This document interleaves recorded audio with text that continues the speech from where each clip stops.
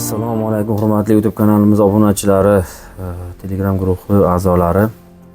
Videoni yangidan ko'rayotgan bo'lsangiz, YouTube kanalimizga obuna bo'lib oling, Telegram guruhimizga a'zo bo'ling. Savollaringiz bo'lsa o'sha yerda berasizlar. Giyohlar, dorilar bo'yicha murojaat qilmoqchi bo'lsangiz, ya'ni olmoqchi bo'lsangiz, shaxsiy Telegramga yozasizlar. Pastda videoning pastida silkalar bor, o'sha kanal gruppalarimizda silkalar bor, qo'shilib olishlaringiz mumkin. Bugungi videomiz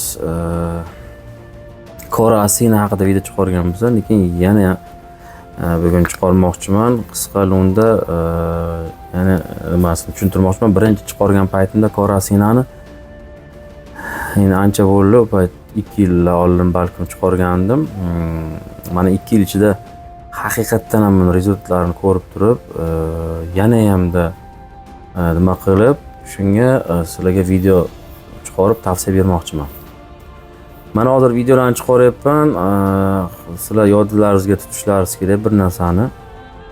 Masalan, men 2-3 kundan bir giyohlar haqida video chiqaryapman, lekin bir narsani unutish kerak emas. Nima uchun men bu videoni mavzusini boshida ACD2 fraksiya yozib o'tirdim? Chunki ACD2 fraksiya обязательно qo'shilishi shart bo'lgan narsa u. Shuni unutmanglar. Qo'shishlaringiz kerak, lekin uni aytganimdan oldin o'zingiz qaror qabul qilasiz. ACD2 bir fraksiya bilan birga qabul qilishni o'zingiz qaror qilasiz va tabiiy giyohlar bilan boshlaysiz. Kora Asinani ham va boshqasini ham albatta ACD2 fraksiya bilan qabul qilish tavsiya qilinadi. Endi qarang. Endi masalan ACD2 fraksiya siz ham qabul qilsangiz bo'ladi, lekin unda boshqacha effekt baribir ACD2 bilan yana ham yaxshiroq bo'lyapti. Buni tajribada ko'ryapmiz. Lekin ACD2 fraksiyani faqat o'zini qabul qilganingizda rezultat kam bo'ladi baribir. Masalan, Kora Asinani ichsangiz, Kora Asinani o'ziga kerakli bo'lgan effektni olasiz. 100% qoidasi bo'yicha qilsangiz. Lekin ACD2 fraksiya bilan birga ichganingizda turbo qabul qilasiz. Endi shunaqa deb tushuning. Вообще maksimalni effekt olasiz har taraflama.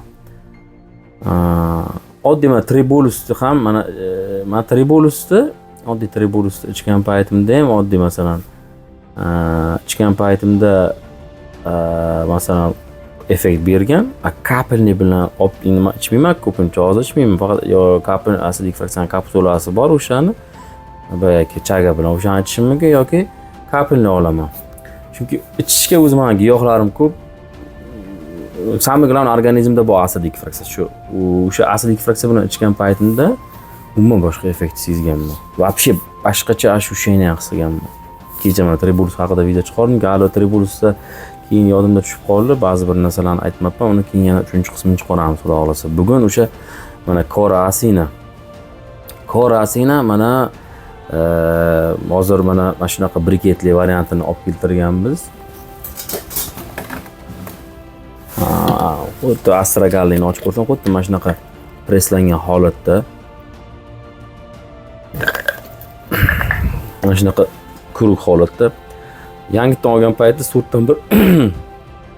4dan 1 qismini ichishni tavsiya qilaman Kora Asinani. Вообще o'zi giyohlarni kamroq ichishga harakat qiling. Boshida maksimum o'zi yarimta bo'ladi. 2 mahalga bittani ichishingiz mumkin. Ya'ni yarmini ertalab, kechga ertalab. Kora Asinani mumkin emas bo'lgan holatlari o'sha nima deydi, nojo'ya ta'siri почти yo'q desa ham bo'ladi buni. Faqat o'sha homiladorga mumkin emas, emorayotgan vaqtda mumkin emas va individual ko'tara olmaslikmi, qabul qila olmaslik deydi-ku o'shanaqa holatlarda. Побочный почти yo'q desa ham bo'ladi. Endi bu nimalarga ichiladi? Bu asosan deyolmayman, chunki hammasi o'ziga yarasha juda keng nimali. Bu o'sha parazitlarni tozalashda juda zo'r qo'llaniladi. Men hozir o'qib beraman qanaqa parazitlarga. O'tda tosh bo'lsa, agar mayda tosh bo'lsa va qum bo'lsa, tozalashga yaxshi effekt beradi, lekin uzoq muddat ichiladi. Chunki o'tdagi toshni o'zi juda qiyin, yillab vaqt ketadi. Keyin siydik yo'li kasalliklariga mana CD tutolmaslik, CD yo'li kasalliklari, sistit kasalligi bor-ku, nefrit, gemoroy, ichak kasalliklari, oshqozon kasalliklari, prostataga,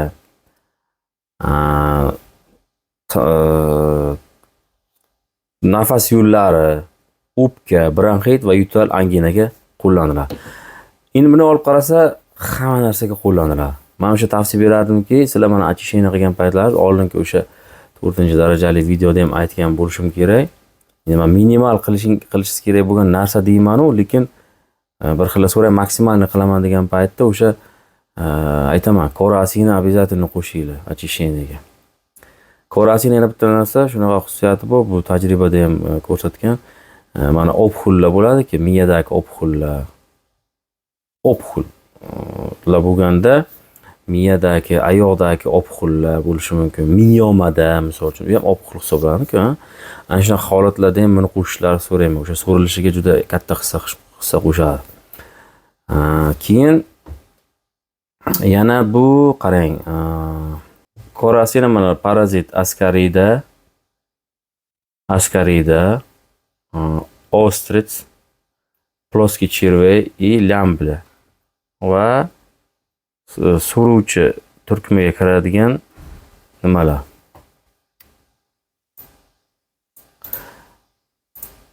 Keyin yana bitta nima bor edi, hozir bu yerda yozmabdi. Qisqasi parazitlarga juda zo'r bu. Parazitlarga juda zo'r. Yaxshi ta'sir ko'rsatgan. Imkon qadar o'sha buni kechki paytga ichishga harakat qilish kerak. Bir mahal ichgan paytingizda yotishdan oldin ichsangiz yaxshi ta'sir qiladi. Immunni tozalanishda. Так, arteriyaning давлениyaga qanaqa ta'siri bor? Улучшение кровообращения корасина оказывает благотворительное на сердечную систему, способствует улучшению микроциркуляции крови, давлениeni normallashtiradi va qon aylanishini yaxshilaydi. Xo'p, keyin shu asinani aytayapti. Qabul qilish kami 1 oy, yo'q degani 1 oy. Ya'ni 1 oy men maslahat bermayman. 3 oy ichmasa 6 oygacha. Har doimgidek giyohlar. Uzluksiz ichasiz. Buning arada 1-2 dam qilishingiz mumkin. Так, qarang, что чистить корасин, экстракт корасин, ну, экстракт капсул farqi yo'q. Очищение кожи при угрях, furunkulux, ekzema, dermatit, kojniy zudlarni, keyin psoriazga.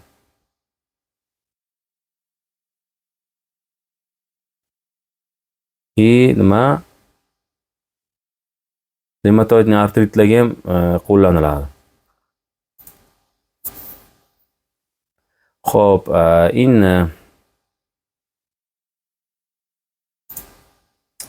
hattoki meditsina ham buni tan olgan, meditsinaga ham ko'p qo'llaniladi deyapti korasina. O'sha apteka, Rossiya aptekalarida menimcha bu sotiladi bu. Muammosiz, lekin bizda yo'q bu narsa. Endi bu недостаткlarni aytayapti, chunki bu daraxt po'stlog'idan olinadi-ku, shu olovdan ehtiyot qilish kerak va hokazo. Chunki tez yonuvchan bu. Va shunaqa. Endi bu ichishi oddiy o'sha damlab ichilaveradi. Oddiy suvga o'sha o'zida ham yozilgan. Bo'lishi kerak. Mana bitta briket, bitta stakan 200 gram qaynoq suv ustiga solinadi, damlab qo'yiladi. Lekin men bitta briket tavsiya qilmayman. Yarimta solavering, yetadi. Mana shunday yetadi. Juda kuchli. O'zi kuchli, Rossiya giyohlari kuchli, ham briket juda presslangan, o'sha suvga kirgandan keyin yoyilib ochilib ketadi bu. Men chunki ichib ko'ryapman, kuchli bular. Shuning uchun 4 dan 1 qismi. Yosh bolalarga bemalol bu yosh bolalarga beriladi. Yosh bolaga o'zi yana ham kichkina doza qilib beriladi-da. Yosh bolalarga ham zo'r bu. O'sha gijjaga, parazitlarga juda zo'r narsa. O'sha parazitlarga juda ko'p gapiradi-da. Parazitlarga shunaqa sharoit yaratadiki, juda ular nima qiladi, o'sha nerv sistemasiga qattiq ta'sir ko'rsatadi, очищениеga katta xizmat ko'rsatadi, tozalanishga. Xo'p, какие болезни лечит asina? Ну, yana aytayapman, o'sha jigarga katta foydasi bor. Лекарства из осины, которые нужно принимать при заболевании печени, желчных путей, желудка и кишечника. Она нормализует аппетит, секрецию желудочного сока, а также очень полезна для лечения желудочно-кишечной инфекции, в том числе дизентерия, воспаление геморроидных узлов и других расстройств пищеварения. Hamma kasalga ishlatishni men tavsiya beraman. bitta olsangiz, misol masalan 25 ta briket, mana endi bu shungada, endi boshqa har xil korosina muammo emas, ko'p Rossiyada. Mana shu 50 kunga yetadi, yarimtadan ichsangiz ham normalniy bo'ladi. Demak, men videoni to'xtataman. Shunchaki men yana ham tasdiqlash maqsadida videoni chiqardim. Korasinani qo'rqmasdan doimiy ichib yurishni men tavsiya qilgan bo'lardim, oilaviy bola chaqangiz bilan, ayniqsa parazitlarga. Salomat bo'linglar.